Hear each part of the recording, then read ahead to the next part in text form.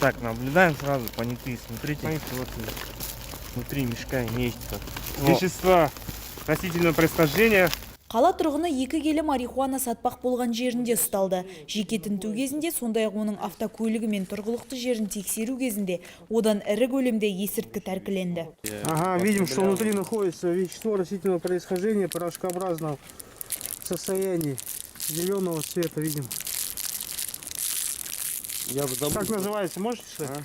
Гашиш называется. Ага. Бұдан бөлек күдіктіден аңшы мылтығы және газ тапаншасына ұқсас 2 қару тәркіленіп криминалистикалық сараптамаға жіберілді.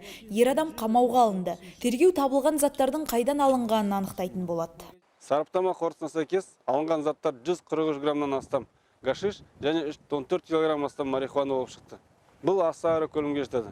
Қазақстан Республикасы қылмыстық кодексінің 297 бабы 3 бөлігіне сәйкес күдіктіге 15 жылға бас бостандығынан айыру жазасы көзделген.